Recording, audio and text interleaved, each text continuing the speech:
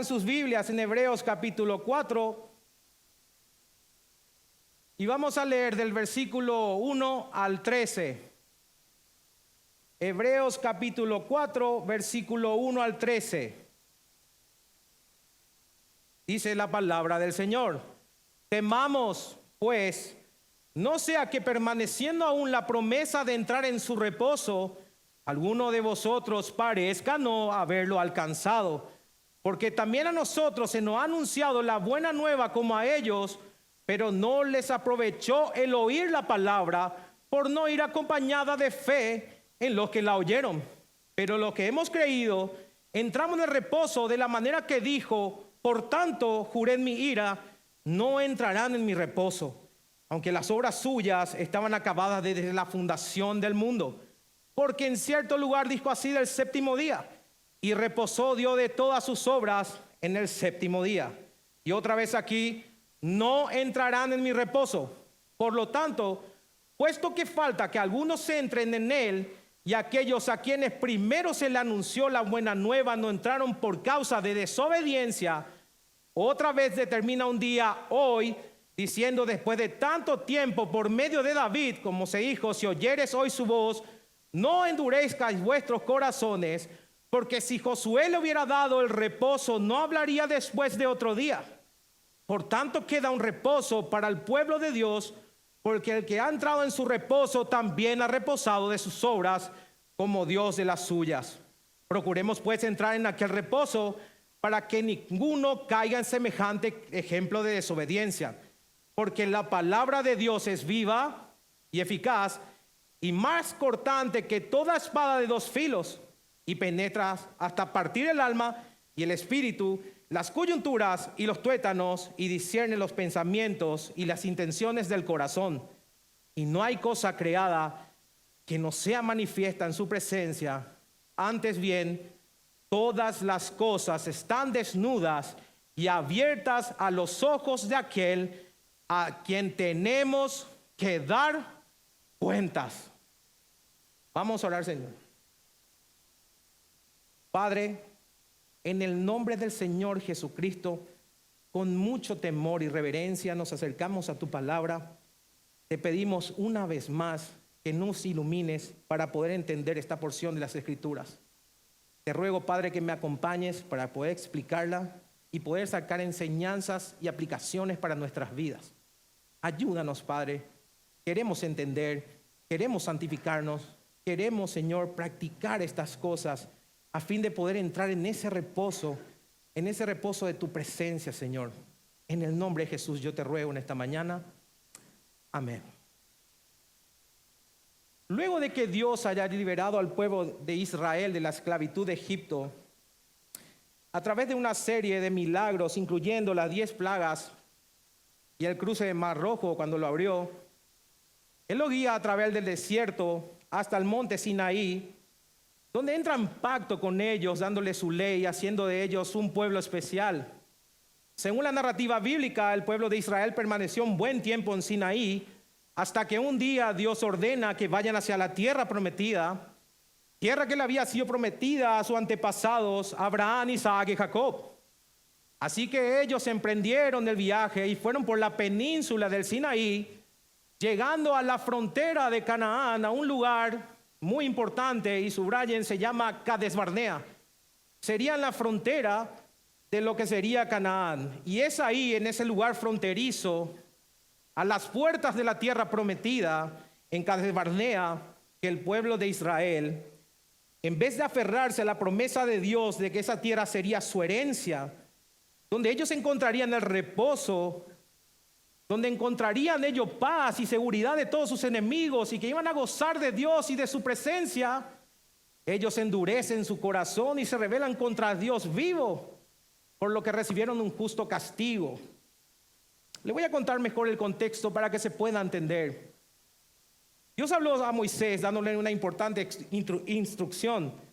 En Números 13, 1 y 2 dice: y Jehová habló a Moisés diciendo: envía tú hombres que reconozcan la tierra de Canaán, la cual yo doy a los hijos de Israel. De cada tribu de sus padres enviaréis un varón, cada uno un príncipe entre ellos. Entonces, conforme a lo que había mandado el Señor, Moisés envía a 12 hombres, uno por cada de la tribu de Israel, a explorar la tierra de Canaán. Entonces, cuando ellos volvieron, se reunió todo el pueblo en Cades Barnea y dieron su informe de la tierra que habían reconocido. Ellos ciertamente dijeron que la tierra que habían reconocido fluía la leche y la miel. Pero dijeron lo siguiente: hermanos, el pueblo que habita allí es un pueblo fuerte. Sus tierras son fortificadas. Su ciudad es fuerte. No solamente eso, la tierra traga a las personas. Y para colmo, vimos a los descendientes de Anac. O sea, vimos a los gigantes. Ante ellos éramos como langostas. Y ellos no miraban como langostas. Es imposible que los podamos conquistar. No podremos contra ellos. No lo vamos a poder hacer. Entonces el pueblo, a raíz de ese informe, comenzó a murmurar, a llenarse de miedo, a desalentarse, quejándose contra Moisés, quejándose contra Aarón, deseando haber muerto en Egipto, en el desierto, cuestionando a Dios, preguntando si no era mejor volver a Egipto, hasta el punto que quisieron designar un capitán para volver a Egipto, o sea, volver a la esclavitud, volver a la servidumbre, volver hacia atrás. Quisieron volver hacia atrás. La situación se agravó a tal punto, dicen las escrituras, que quisieron apedrear a Moisés y Aarón y a las 12 espías fieles, que fue Josué y Caleb, quienes confiaron en la promesa de Dios, diciendo: si Jehová se agradare de nosotros, Él nos llevará a esta tierra y no las entregará, tierra que fluye leche y miel. Por tanto, no seas rebelde contra Jehová, ni temáis al pueblo de esta tierra, porque nosotros lo comeremos como pan. Su amparo se ha apartado de ellos y con nosotros está Jehová. No lo temáis. En ese momento crítico, dice las escrituras, que la gloria de Dios se manifiesta en el tabernáculo, o sea, la gloria de Dios se manifestó en forma pública y habla con Moisés. Y le dice lo siguiente: ¿hasta cuándo? ¿Hasta cuándo me ha de irritar este pueblo? ¿Hasta cuándo? ¿Hasta cuándo no me creerán con todas las señales que he hecho en medio de ellos? Yo los heriré de mortandad y los destruiré, y a ti, Moisés, te pondré sobre ellos, sobre gente más grande y más fuerte. El relato continúa que Moisés intercede por ellos, diciendo: perdona ahora la iniquidad de este pueblo según la grandeza de tu misericordia, y como has perdonado a este pueblo desde Egipto hasta aquí. Tardo para la ira, pronto para la misericordia. El Señor le responde a Moisés que perdonaría al pueblo conforme a sus dichos, pero que debido a ese corazón incrédulo y a su rebeldía, decretaría un castigo severo. Yo lo he perdonado conforme a tu dicho, dice el Señor, mas tan ciertamente como vivo yo, y mi gloria llena toda la tierra, todos los que vieron mi gloria y mis señales que he hecho en Egipto y en el desierto, y me han tentado ya 10 veces, y no han oído mi voz, no verán la tierra de la cual juré a sus padres. No, ninguno de los que me han irritado lo verán. Por lo cual sabemos nosotros que esta generación vagó 40 años en el desierto. Un año por cada día que estos exploradores pasaron en la tierra prometida. Solo Caleb y Josué, quienes mantuvieron su fe, serían las únicas excepciones que entrarían en la tierra prometida. Esto nos lleva a una pregunta crucial. ¿Cuál era la finalidad entonces por la cual el autor de los Hebreos utiliza esta historia? Hermanos, ante la grave situación de los oyentes originales, el autor utiliza este ejemplo negativo de Israel para llevarnos al autoanálisis de manera urgente. De llevarlos a un autoanálisis hoy, de manera urgente, considerando lo terrible de la desobediencia y lo terrible de la incredulidad. Hay que recordar que a consecuencia de la terrible persecución, algunos de esta congregación apostataron de la fe y otros estaban pensando en hacer exactamente lo mismo. Y quiero aclarar que él ya no se estaba dirigiendo a los apóstatas, porque los apóstatas ya se fueron. Ellos ya se fueron. Entonces el autor se estaba dirigiendo a los que permanecieron aún. Entonces él les dice: hermanos, es necesario que te examines hoy, no mañana, hoy, para que no te ocurra lo mismo que a la generación del desierto, a fin de que perseveres y des ese paso que ellos no pudieron dar en Cades Barnea, y entres en el reposo que Dios ha prometido. Reposo que, por cierto, apuntaba a uno mucho mayor, algo mucho más grande que un pedazo de tierra. Porque Canaán no es el fin de la promesa, sino un cielo nuevo y una tierra nueva, donde habitaremos eternamente en la presencia de Dios. Examínate hoy. Así que el día de hoy continuaremos el estudio que ya inició el pastor Javier el domingo pasado, en la segunda advertencia del libro de los Hebreos. Advertencia que consiste en que no te rebeles estando a un paso de entrar en el reposo de Dios, sino que te asegures de entrar en él. Para ello, hermanos, dividiré el sermón en 3 puntos. El primero será cómo entrar en el reposo, que irá del versículo 1 al 5. El segundo será la vigencia del reposo, que será del 6 al 10. Y el tercero será procuremos entrar en el reposo, que será del 11 al 13.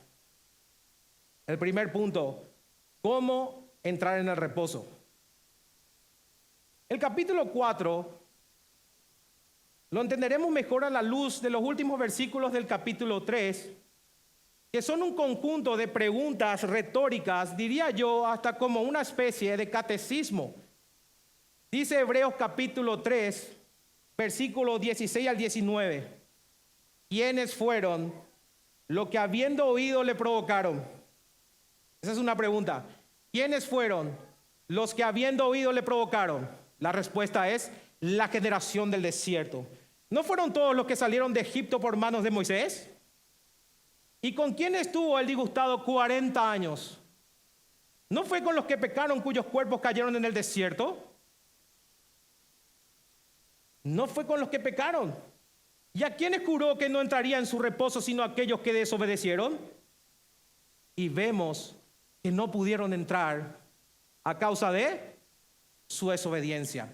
Entonces la causa por la cual no pudieron entrar al reposo de Dios es la desobediencia. Y eso es algo que tenemos que tener bien en claro. La causa por la cual no pudieron entrar es la desobediencia. Desobediencia es igual a incredulidad. No creyeron en la promesa de Dios, eso llevó a la desobediencia. Por lo tanto, temamos pues, no sea que permaneciendo aún la promesa de entrar en su reposo, alguno de vosotros parezca no haberlo alcanzado.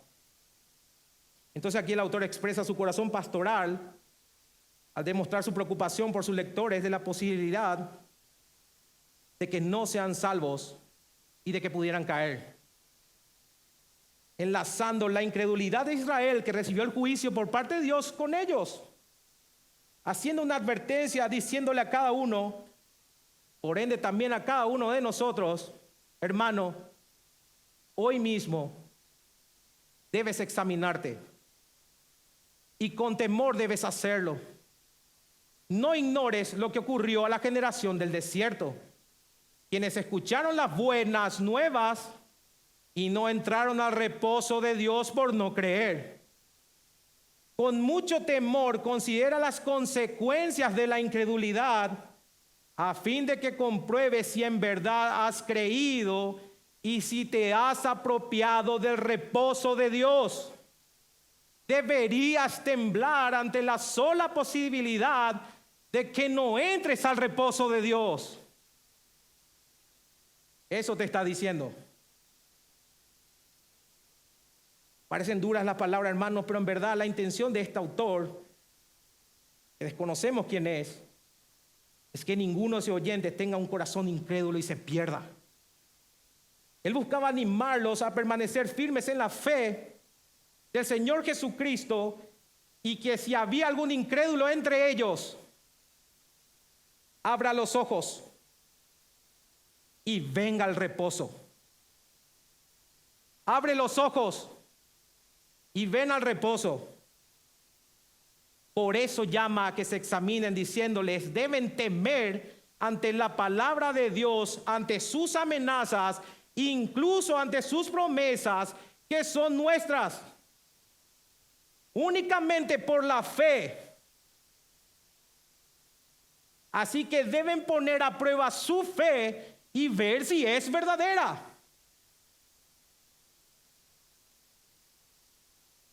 Así que este temor debe estar presente siempre en nuestro corazón, hermanos, porque si bien la promesa de Dios es inmutable, nosotros podemos no tomarla por falta de fe. Y si no la tomamos, esa promesa que fue para bendición se convertirá en juicio.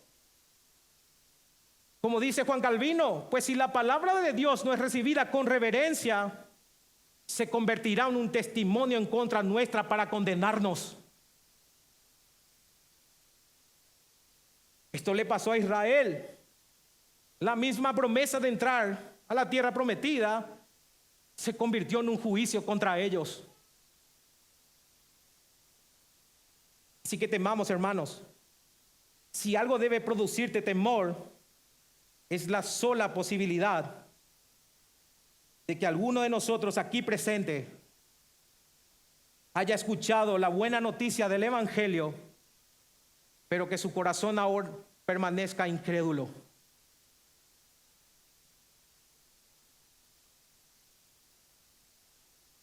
Permanezca duro por no ir acompañado de fe.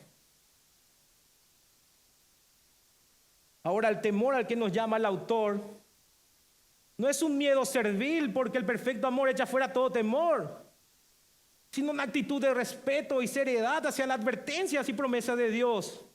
Es un temor reverente, hermanos. Es un temor reverente. Es una actitud de respeto y seriedad hacia las advertencias y promesas de Dios. Reitero, es un temor reverente al Dios vivo. No un miedo paralizante, sino un temor santo que reconoce la gravedad de la incredulidad y las consecuencias del pecado. No un miedo que te paraliza, sino un temor que reconoce: es grave el pecado, es grave la incredulidad, pero no te paraliza. Porque también a nosotros se nos ha anunciado la buena nueva como a ellos. Si se fijan, hermanos, el autor a los Hebreos nos dice que entre los creyentes del Antiguo y el Nuevo Testamento, ambos recibimos el Evangelio. A ambos se nos anunció las buenas nuevas. Buenas nuevas es equivalente a Evangelio.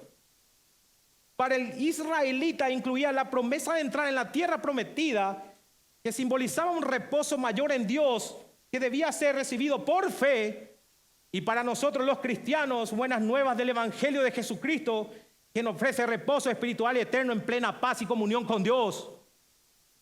Así que, hermanos, en cada página de las Escrituras está el Evangelio. En cada página está el Evangelio. Así que sin miedo de equivocarme puedo decir que desde Adán hasta el último de los escogidos se salvó y se salvará por gracia, por medio de la fe. Nadie fue salvo por otro método. Dice la Escritura, Adán creyó que vendría la simiente de la mujer. Adán creyó en la promesa de Génesis 3:15. Noé creyó, Abraham creyó, Josué y Caleb creyeron, por eso entraron en la tierra prometida. Así que siempre la salvación fue por fe. Así que aunque hoy tengamos mayor revelación, no hay diferencia en el mensaje. El mensaje es exactamente el mismo. Ellos miraban a un cordero que iba a ser sacrificado en el futuro, y nosotros miramos al cordero que ya fue sacrificado, al hecho consumado, a toda profecía cumplida. Cristo es la simiente de la mujer, la simiente de Abraham, el linaje de David, que cumple toda promesa. Entonces el mensaje es el mismo. ¿Saben dónde radica la diferencia? Si el mensaje es el mismo, ¿dónde radica la diferencia entonces? La diferencia es la manera en cómo se la recibe. O lo recibimos con fe, o lo recibimos con incredulidad. O con fe, o con incredulidad. Por eso está escrito, pero no les aprovechó el oír la palabra, por no ir acompañado de fe en los que la oyeron. Esto que acabo de leer es durísimo. Oyeron. Así como nosotros oyeron. Esto debería producir en nosotros temor santo y reverente. Te pregunto, hermano,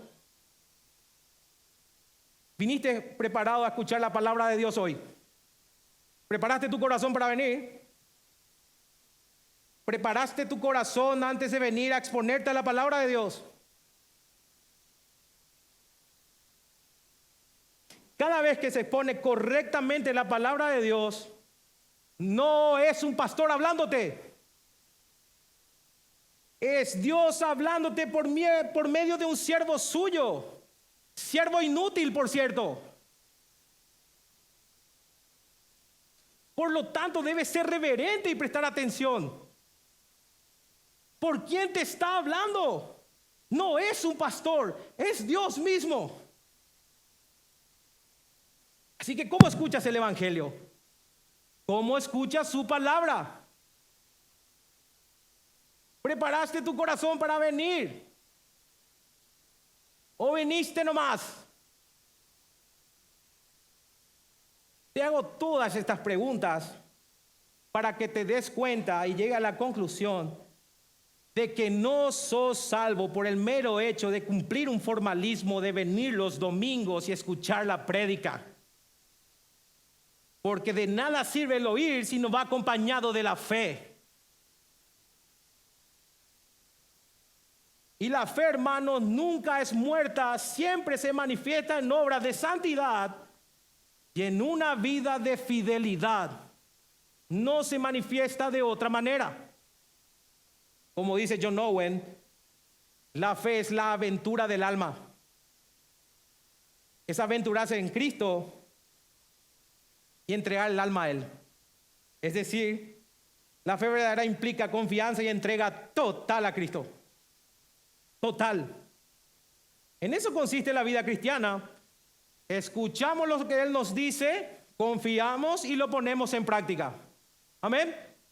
Escuchamos lo que Él dice, confiamos y lo ponemos en práctica.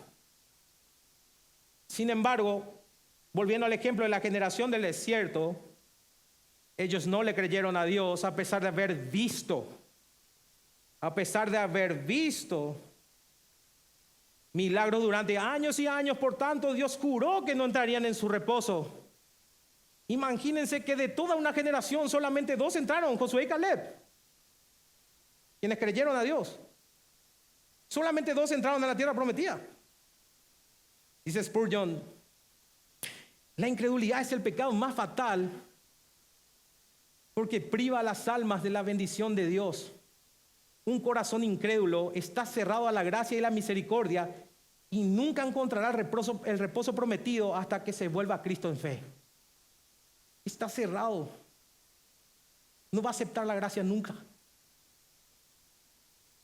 Esto debemos aplicarlo en nuestras vidas, hermanos, como una analogía que nos muestra la realidad espiritual de hoy. Y ustedes saben lo que es una analogía porque se les explicó esta mañana. Hoy, mis hermanos, estamos en esa frontera, vamos a llamarlo así. Estamos en Cades Barnea. Frente nuestro está la tierra prometida, el reposo eterno prometido por lo cual debemos esforzarnos a entrar. Entonces, debemos creerle a Dios y jamás debemos suponer que esto ya está terminado. Jamás debes decir, yo ya creí en el Señor hace 15 años y soy cristiano hace 30. Jamás des por sentado que el partido está cerrado. No, hermanos, no hagas eso. Hoy debe ser. Hoy debemos asegurarnos de que estamos y de que vivimos en la presencia de Dios. Hoy debemos considerar el ejemplo de Israel y no cometer el mismo error. No te vayas a confiar de que sos cristiano hace 30 años y que naciste hace 30 años. No te confíes en eso. Hoy comprobá que sos creyente y que no te pase lo mismo que le pasó a la Israel incrédula. Hoy confirma que tu fe es viva y verdadera y de que su reposo está presente en tu corazón. Hoy, como dice el apóstol Pablo, prosigo a la meta, al premio del supremo llamamiento de Dios en Cristo Jesús. Para ganar una carrera, todos saben, se requiere esfuerzo y perseverancia. Los creyentes de entonces deben esforzarse continuamente hacia la meta, sin detenerse ni desviarse.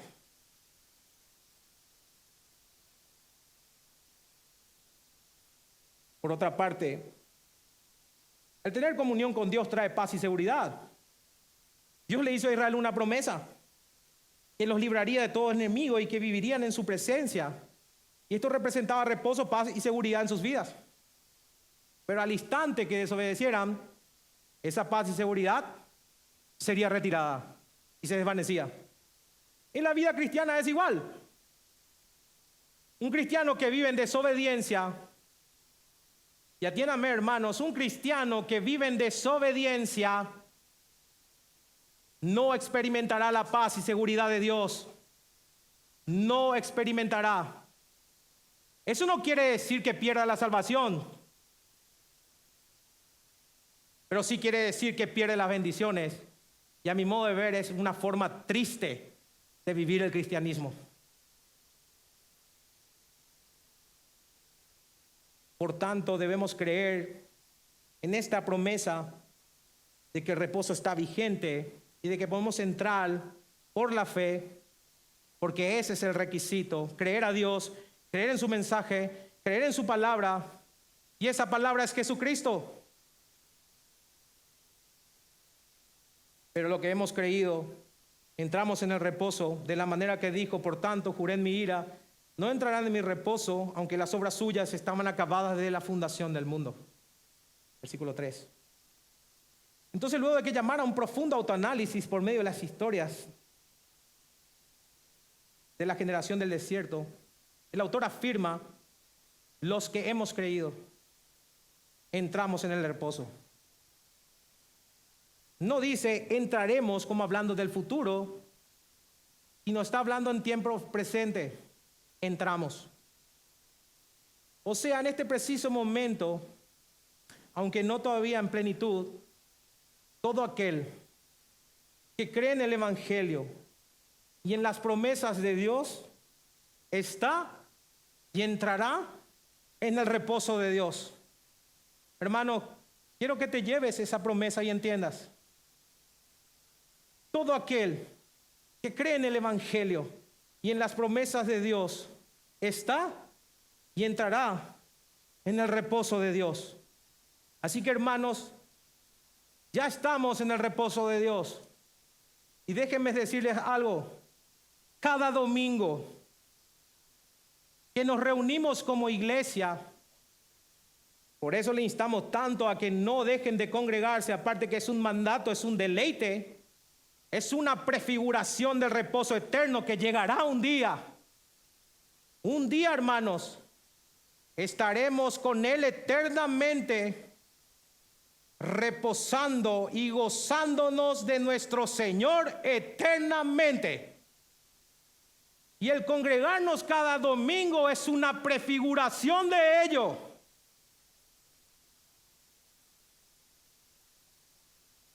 ¿Quiénes entran en este reposo?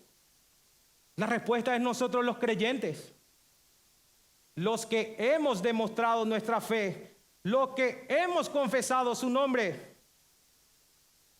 Pero si entramos en ese reposo es porque la promesa sigue vigente. Y si la promesa sigue vigente, también la amenaza sigue vigente para aquellos que no aceptan la palabra con fe. Por tanto, juré en mi ira, no entrarán en mi reposo, aunque las obras suyas estaban acabadas desde la fundación del mundo. Estos hermanos deben entender que no solo se aplicaba a la Israel del desierto, porque la promesa y la amenaza de Dios son igualmente válidas para hoy. Así que hoy estamos llamados a examinarnos, y ese llamado consiste en temer y en considerar el ejemplo de Israel, no sea que como ellos por incrédulos seamos condenados. Por otra parte, ¿qué es el reposo de Dios? La expresión final del versículo 3, aunque las obras suyas estaban acabadas desde la fundación del mundo, el autor está aludiendo a Génesis 2:2, para de esta forma destacar que el reposo de Dios no es un evento futuro, sino que tiene raíces desde la creación misma. Primero quiere decir que el reposo de Dios no significa que Dios se haya cansado. Quiero dejar bien en claro, que Dios haya reposado no quiere decir que Dios se haya cansado o que Dios esté inactivo. ¿Saben por qué, hermanos? Porque Dios no puede cansarse, porque Dios es el Todopoderoso. Dios no puede cansarse. Entender que el reposo de Dios significa que Dios se cansó es no entender que Dios es el Todopoderoso. Ahora, lo que sí quiere decir es que Dios terminó su obra creativa y pasó a su obra gubernamental o providencial. Es decir, Dios creó, se sentó en su trono a gobernar y pasó de la obra creativa a su obra providencial. Y marcó un patrón de reposo para los creyentes en todas las épocas, santificando ese día. Con eso el autor nos está diciendo que la obra de Dios fueron completas desde la fundación del mundo, lo cual implica que el reposo de Dios ha estado disponible desde entonces, al cual Adán tenía que habernos llevado. Es por eso que dice el autor, porque en cierto lugar dijo así del séptimo día, y reposó Dios de todas sus obras en el séptimo día, y otra vez aquí dice, no entrarán en mi reposo. Y aquí el autor está usando dos citas, Génesis 2:2 y Salmo 95:11. Cuando dice, porque en cierto lugar, el autor hace referencia a cuando Dios descansó de todas sus obras, y este reposo de Dios, después de sus obras de creación, estableció un patrón para el reposo espiritual al que los creyentes son llamados a entrar. A este reposo debían llevarnos a Adán, como dije. Lastimosamente él fracasa, porque acuérdense que ese patrón fue antes de la caída, y Adán debía llevar a toda la creación a ese reposo, pero entiendan que Cristo cuando vino lo recupera. Y yo quiero que entiendan que es el mismo patrón. Cristo vino, obró, ascendió, está sentado en el trono y va a llevarnos al reposo. Al reposo de Dios. Entonces, Cristo vino a recuperar lo que Adán perdió.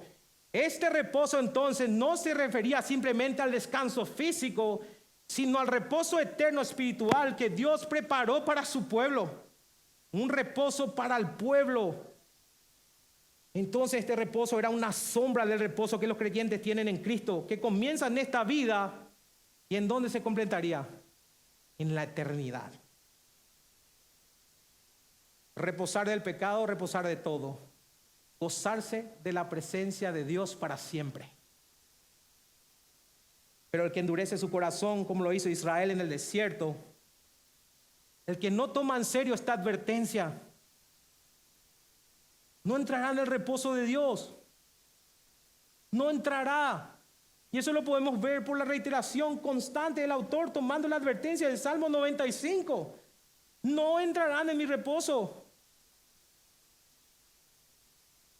Hermanos, el incrédulo y el de corazón duro no tienen parte en el reposo de Dios, porque la incredulidad es la raíz de todo pecado y de todo mal, y lleva a las personas a confiar en uno mismo y no en Dios. La incredulidad es lo que te lleva a confiar en vos mismo, lo que se traduce entonces en una falta de arrepentimiento y en una resistencia a la gracia de Dios ofrecida en Cristo.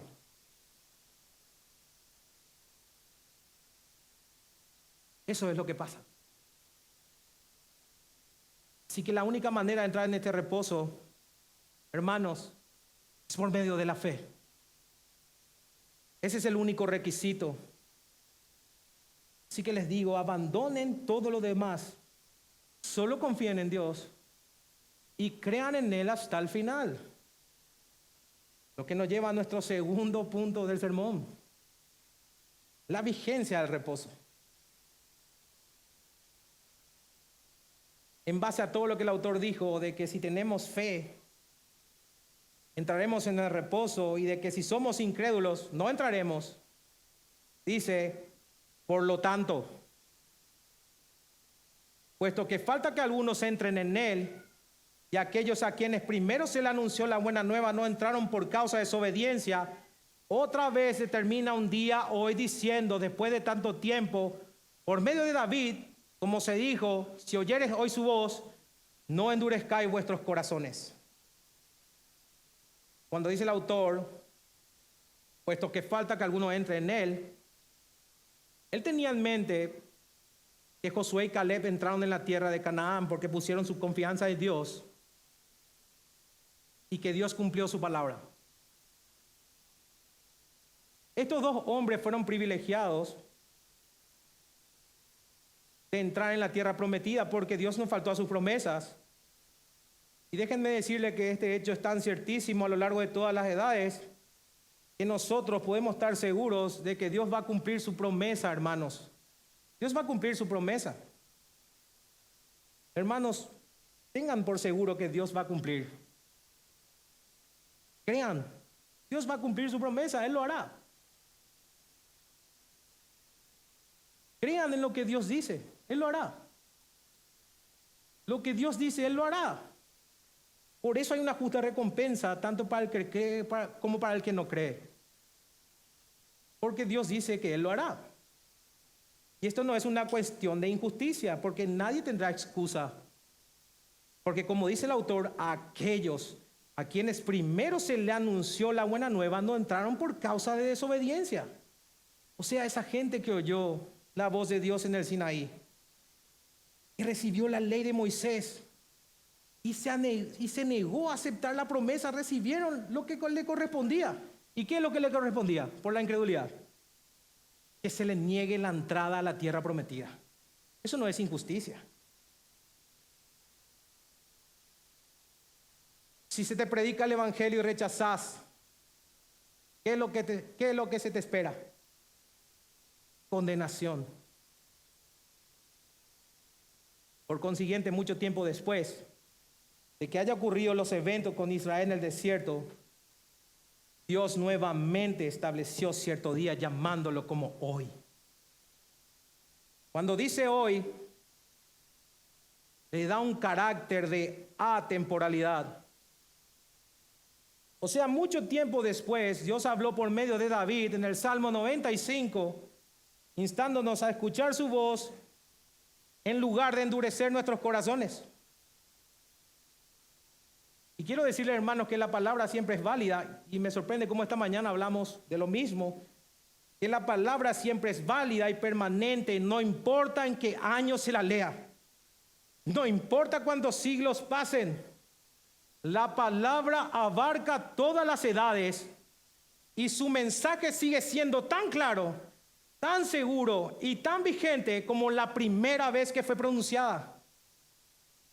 O sea, la palabra de Dios es tan atemporal y con una aplicación tan continua a lo largo de la historia. ¿Saben por qué? Porque su autor es eterno y toda la palabra es inspirada por Dios. 500 años después de Moisés, David habló diciendo en el Salmo 95 que hoy estaba vigente el reposo. 500 años después. Habló de ese día como hoy. No endurezcas tu corazón. Y yo te estoy hablando 1500 años después. No endurezcas tu corazón hoy.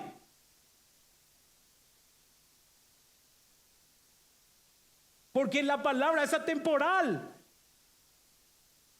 Porque si Josué le hubiera dado el reposo, no hablaría después de otro día. Por tanto, queda un reposo para el pueblo de Dios, porque Él ha entrado en su reposo, también ha reposado de sus obras, como Dios de las suyas. Entonces el autor lo que formula es este argumento.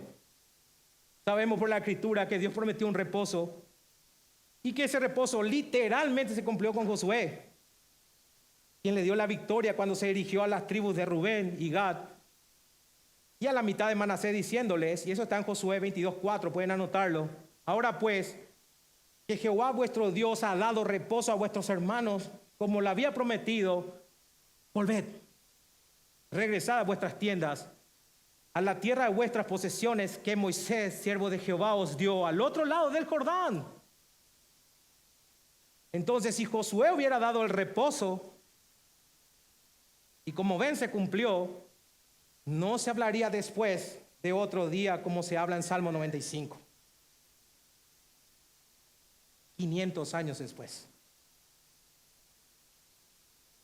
Por tanto, queda un día de reposo para el pueblo de Dios.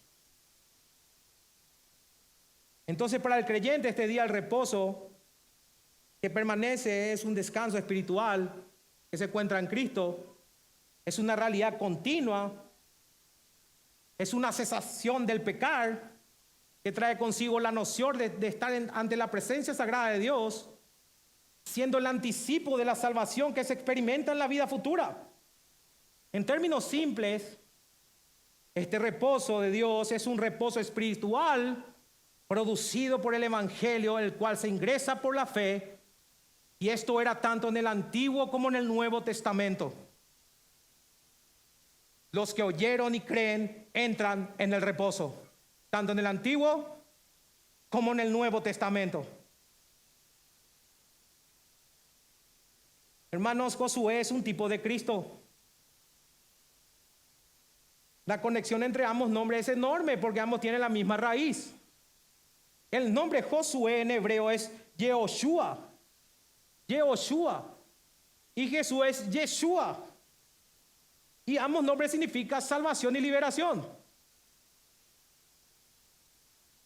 Josué llevó al pueblo de Israel a la tierra prometida y le dio un reposo parcial, siendo esta la razón por la que permanece un reposo para los creyentes. Sin embargo, Cristo Jesús, dueño y cabeza de la iglesia, nos guía a ese reposo eterno que es la presencia de Dios por sus méritos. La vida de Josué nos enseña sobre la importancia de la fe para entrar en el reposo. Pero hermanos, en Jesús, es Jesús quien por su muerte y resurrección completa la obra que Josué comenzó, asegurando el lugar de descanso para todo aquel que confía en Él. Jesús es el que asegura el reposo para el pueblo de Dios. Por lo tanto, debes descansar en la obra redentora de Cristo, en la cruz, dejando de lado toda obra para salvación y confiar en la gracia de Dios, buscando vivir con seguridad de la fe y con la certeza en la promesa, esforzándote en respuesta y gratitud. Porque la promesa sigue vigente, hermanos. La promesa sigue vigente. Lo que nos lleva a nuestro último punto del sermón. Procuremos entrar en el reposo.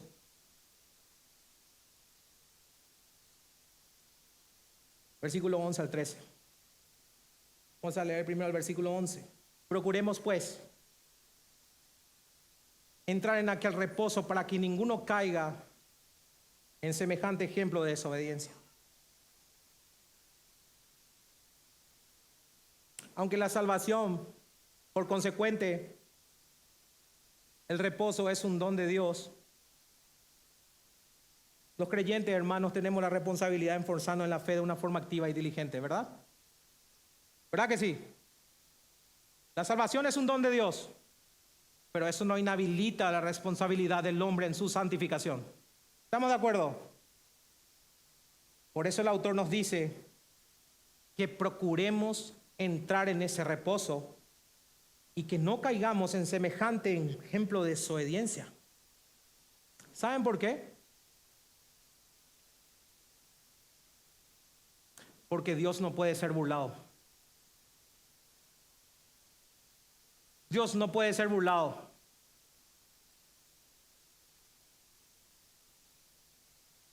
Hermanos, no hay obra que puedas hacer que impresione a Dios.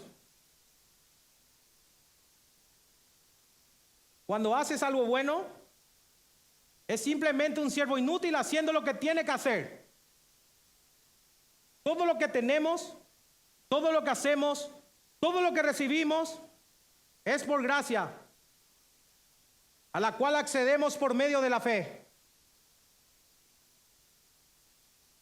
Las únicas obras que agradan al Señor son las obras del Señor Jesucristo.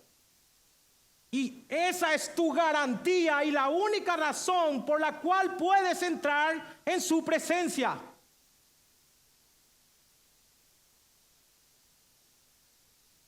Aférrate a eso. En cambio, la incredulidad es un obstáculo para entrar en el reposo de Dios que, si no se aborda adecuadamente, desemboca en apostasía. A la generación del desierto, por ejemplo, no se le permitió entrar en la tierra prometida por causa de su desobediencia. La tierra que simbolizaba el reposo. Y muchos fueron mantenidos fuera de la tierra por causa de la incredulidad. Todo esto debería ser una severa advertencia a mantener la búsqueda del reposo de Dios pese a cualquier dificultad o tentación que enfrentes.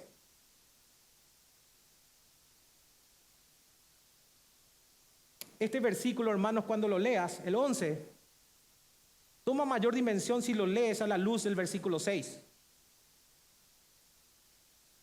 Yo lo voy a parafrasear. Dado que falta aún que alguno entre, hagamos por tanto todo el esfuerzo para entrar en ese reposo. Dado que falta que alguno entre, hagamos todo el esfuerzo. ¿Saben por qué? Porque la vida cristiana, o mejor dicho, sí, la vida cristiana es una carrera de resistencia. No es una carrera de velocidad, es una carrera de resistencia. Y debemos mantenernos firmes en Dios hasta el fin. Pero Cristo, como hijo sobre su casa, la cual casa somos nosotros, dice: y retenemos firme hasta el fin la confianza y el gloriarnos en la esperanza. O sea, hermanos, escuchen cuidadosamente de ahora en más. Esfuércense por entrar en el reposo de Dios. No lo den por sentado. No se confíen. Más bien esfuércense por vivir en armonía con Dios, porque todos los pecados provienen de un corazón incrédulo y en la desconfianza en la promesa de Dios. La generación del desierto murió por apartarse de aquel que es vida, porque el reposo es vida. Algo similar, y les pido que abran en Filipenses capítulo 2, versículo 12, algo similar, pero en otras palabras dice el apóstol Pablo a los filipenses, en Filipenses capítulo 2, versículo 12. Filipenses capítulo 2, versículo 12. Por tanto, amados míos, como siempre habéis obedecido, no como en mi presencia solamente, sino mucho más ahora en mi ausencia, ocupaos en vuestra salvación con temor y con temblor. Este versículo, qué difícil era interpretar en su tiempo. Cuidar la salvación con temor y con temblor. Este celo a la cual los llama el apóstol Pablo, de cuidar con temor y con temblor la salvación, es el distintivo de un creyente que con seriedad ejercita su santificación para crecer en obediencia. Distintivo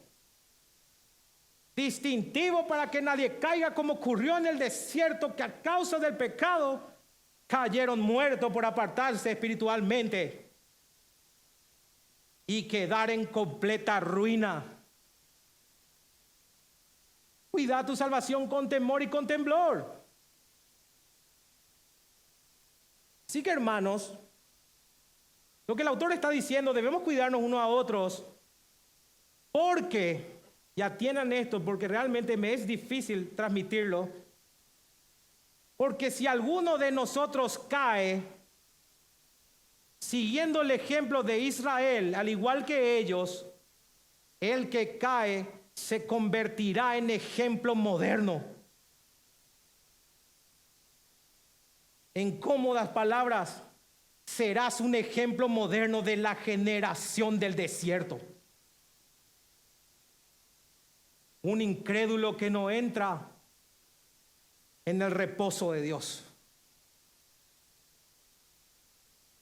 Eso es fuertísimo. Un ejemplo de incredulidad para todos. Y una advertencia.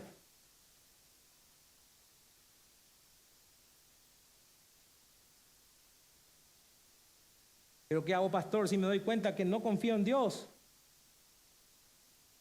y que mi vida no refleja fidelidad? La solución está en el versículo 12 y 13. Porque la palabra de Dios es viva y eficaz, más cortante que toda espada de dos filos, y penetra hasta partir el alma y el espíritu, las coyunturas y los tuétanos, y discierne los pensamientos y las intenciones del corazón.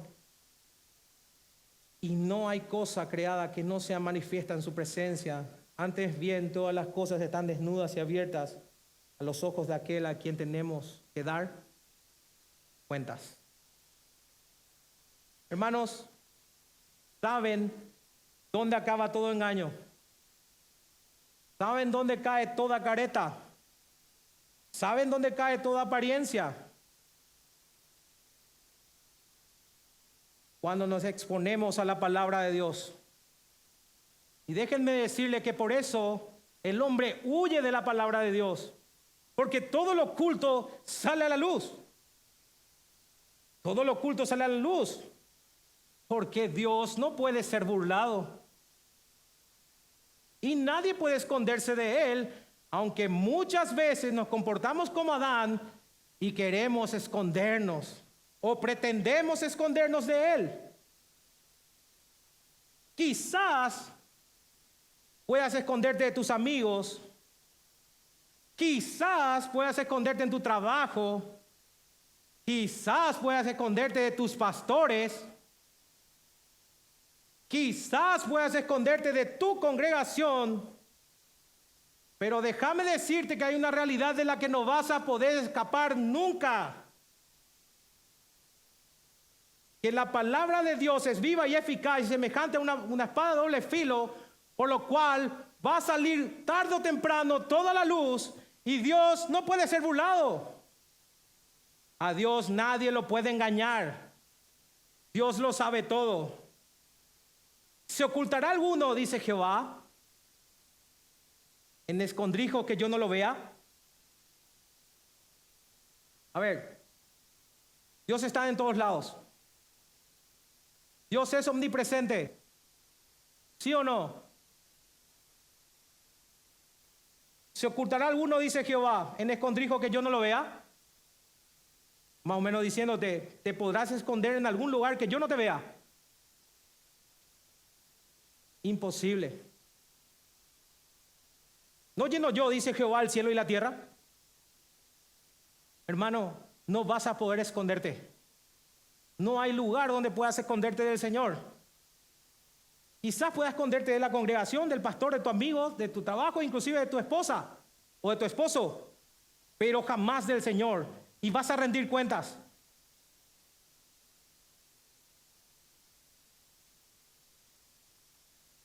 Dice que la palabra de Dios es viva porque es dinámica. Es decir, puede darte vida, capaz de transformar aquello o aquellos a quienes escuchan y la reciben. Así que eso que tienen en la mano, la Biblia, no es un conjunto de textos antiguos, porque tiene vitalidad y tiene una relevancia continua. ¿Por qué? Porque es la palabra de Dios. Es eficaz porque cumple su cometido. Cuando Dios habla, se cumple sus propósitos. Es cuestión de que miren la creación y Dios dijo, hágase la luz, y la luz fue. Dios dijo, hágase el cielo, y se hizo. Miren la redención. Miren la santificación, pero así también lo que la gente no quiere mirar, miren la condenación.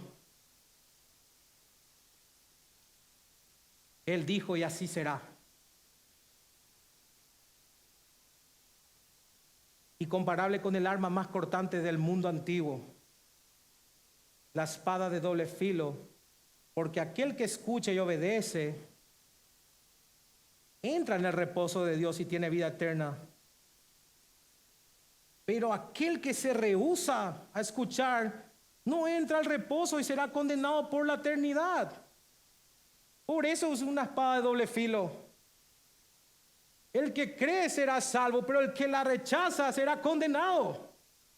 Cuando salen a predicar, hermanos, no le están rechazando a ustedes, le están rechazando al Señor. Pero si la aceptan, no están aceptándole a ustedes, le están aceptando al Señor. Es una espada de doble filo que tiene la capacidad de dar vida y tiene la eficacia de cumplir la cual fue enviado. Por ende, hermanos, la palabra de Dios jamás puede ser tomada a la ligera. Así que si alguien no quiere escucharla, si alguien no quiere escucharla, si alguien no quiere saber de ella, si alguien la desprecia, si alguien vino aquí con una actitud inadecuada, es saber que él está en una directa afrenta con el Dios vivo. Y según Hebreos capítulo 10, versículo 31, horrenda cosa es caer en manos del Dios vivo. Porque la palabra es verdad. Tiene la capacidad de discernir los pensamientos, las intenciones del corazón, lo que significa que tiene la capacidad de revelar los deseos más profundos del ser humano.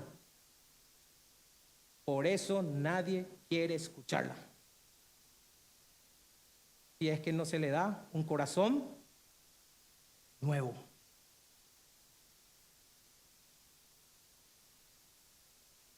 ¿Saben por qué?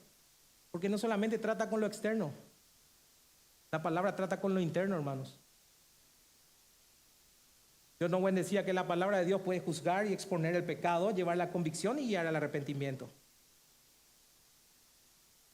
Entonces tienen que ser conscientes que Dios tiene el pleno conocimiento de todas las cosas. Así que para nosotros los hombres es imposible escondernos de Dios, porque Él lo ve todo. Por eso dice, ¿a quién rendiremos cuentas? Como como está escrito en Romanos 14:12, de manera que cada uno de nosotros dará a Dios cuentas de sí. Hermanos, ¿vas a rendir cuentas? En conclusión, la palabra de Dios es un instrumento principal para la obra del Espíritu Santo en la vida de los creyentes a través de la predicación y el estudio de la palabra. El Espíritu Santo aplica la verdad de Dios a los corazones de los creyentes, llevando a la regeneración, la santificación y el crecimiento espiritual. Así que, hermanos, examinémonos hoy a la luz de las Escrituras, tomemos el ejemplo de Israel y temamos, y finalmente procuremos entrar en ese reposo que Dios ha prometido, porque cada uno de nosotros va a dar cuenta de sí mismo. Ahora, ¿cómo aplicamos esto en nuestras vidas?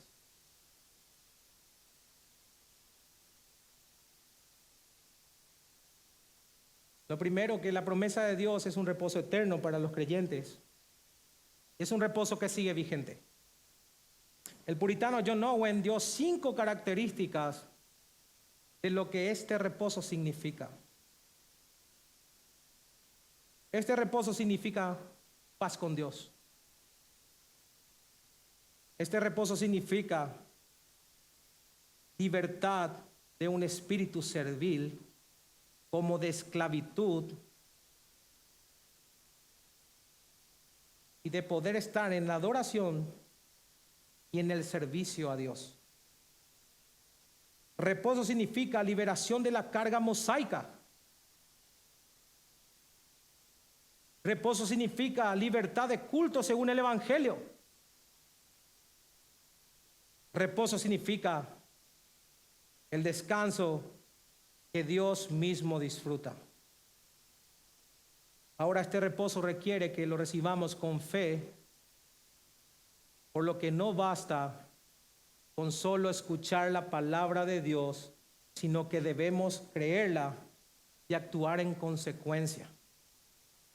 Tengamos en cuenta una vez más, hermanos, que la generación del desierto escuchó las buenas nuevas, pero les sirvió de algo. Les sirvió de algo haber escuchado las buenas nuevas.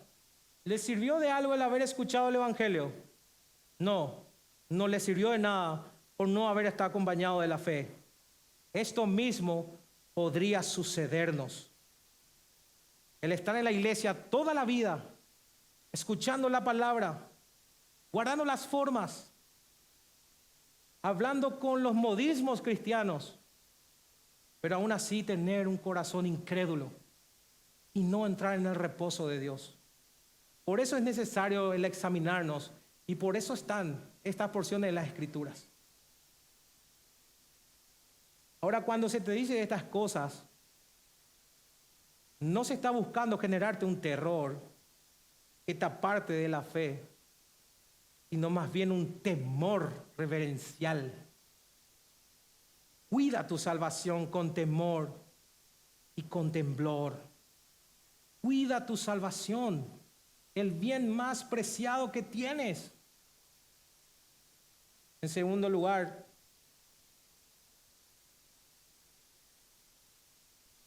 Dios nos invita a entrar en su reposo. Un reposo que simboliza tanto la paz eterna como la confianza en su obra completa. Desde la creación, Dios estableció un patrón de reposo que ahora se extiende a nosotros a través de la fe en Cristo. El descanso no es simplemente un día sin trabajo, sino un estado espiritual de confianza y seguridad en la obra consumada de Dios. Cristo lo ha hecho todo. Esto implica que dejes de intentar ganar por obras la salvación y que reconozcas que Cristo ha hecho todo lo necesario y descanses en esa verdad, reposes en esa verdad. El reposo prometido por Dios no solo se refiere a un descanso eterno y espiritual en su presencia, sino también a paz y comunión aquí y ahora. Como dije durante la prédica, congregarse los domingos es una manera tangible de experimentar este reposo, ya que es un tiempo separado para adorar a Dios, escuchar su palabra y disfrutar la comunión con otros creyentes. El congregarse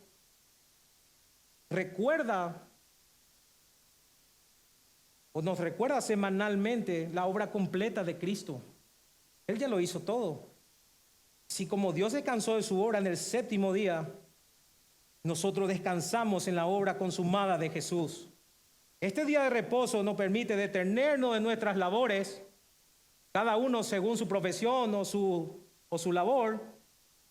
Dejamos de lado nuestras labores, preocupaciones, para venir aquí a enfocarnos en la gracia y rendirle honor a aquel que nos liberó, no de la servidumbre de Egipto, sino de la muerte, de la esclavitud de la muerte y del pecado, y a aquel que está sentado en su trono reinando y esperando que vuelva de nuevo por nosotros.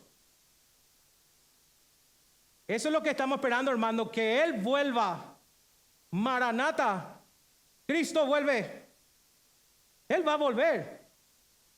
El domingo entonces es una celebración que anticipa el reposo eterno. Esto es un anticipo del reposo eterno que disfrutaremos con Dios. Es un anticipo del cielo, donde adoraremos a nuestro Señor juntos, sin interrupciones, sin distracciones, y por sobre todas las cosas, ya no habrá pecado ni dolor. Así que, hermanos, si no te gusta venir a la iglesia a adorar a tu Dios con tus hermanos, yo no sé si te gustará el cielo.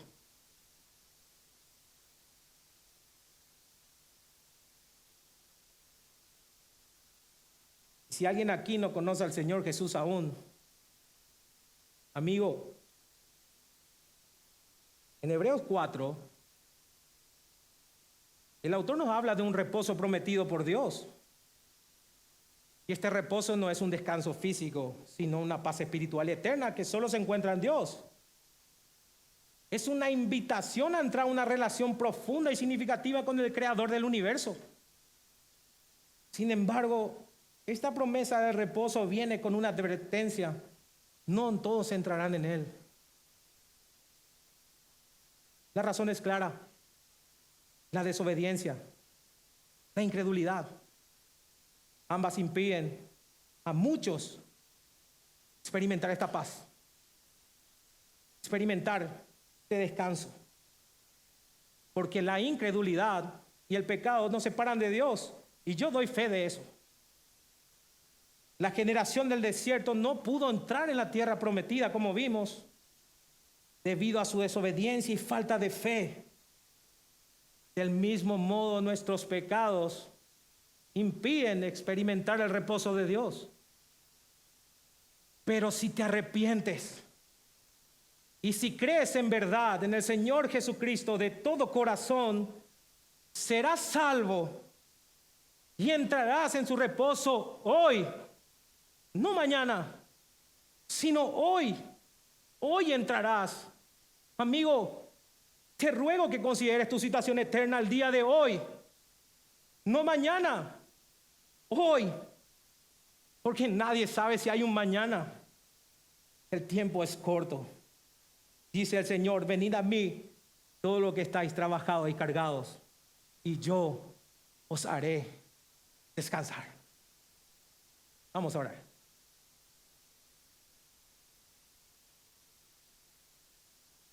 Señor, te damos gracias por tu palabra. Gracias, Señor, por esta dura advertencia. Realmente, Señor, gracias por llamarnos a cuidar nuestra salvación, a temer, a cuidar con temor y con temblor. Señor, perdónanos si no estamos haciendo esto, si no estamos cuidando nuestra salvación en forma diligente. Señor, ayúdanos. Ayúdanos a ser mejores creyentes, a vivir conforme a tu palabra. Señor, si hay un hermano aquí que realmente está dudando, Señor, afiánzalo. Hay alguien aquí que no te conoce, Señor. Usa tu poder, Señor, y toca su corazón y que pueda realmente vivir en ese reposo como nosotros. Yo te ruego, Señor, regálanos una conversión si alguien aquí no es creyente. En el nombre de Jesús.